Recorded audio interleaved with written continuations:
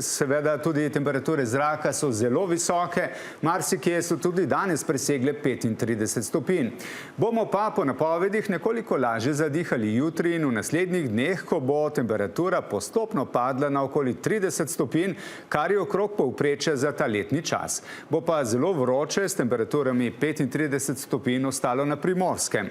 Prihodnji teden pa se potem vendarle obeta večja sprememba tudi z dežjem, ko naj bi se končalo obdobje najhujše vročine.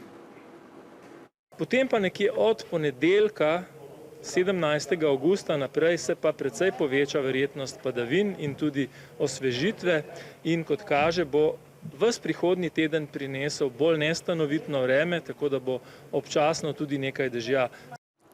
Meteorologi so sicer to poletje našteli veliko vročih in zelo vročih dni, daljše zaporedje tropskih noči, veliko lokalnih rekordov. Približali smo se tudi absolutnemu slovenskemu vročinskemu rekordu iz leta 2013, ki je 40,8 stopinje. Nenavadno dolgo je bilo tudi obdobje zaporednih dni s temperaturami nad 35 stopinj. Je bilo letošnje poletje torej najbolj vroče v zgodovini meritev. Nova Gorica skoraj 39, Podnano 37, Ljubljana 36. Izrazita vročina, ki se vleče že od konca julija. Ja, prevelika je res. Ja, meni se absolutno zdi, da to ni lih normalno, ne. Katastrofa. Tako da mene to skrbi osebno in ne vem, kakšno bo naslednje poletje.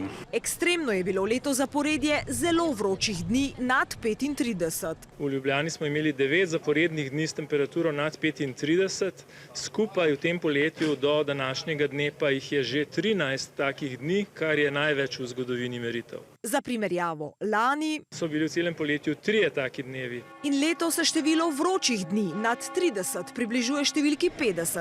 Slabih 50 let nazaj, poletje 1978, ni bilo niti enega takšnega dneva, predlani 49. Ponavadi so bila povprečja števila vročih dni tudi takrat blizu 10, ampak zdaj se pa že gibljemo nekje med 40 in 50.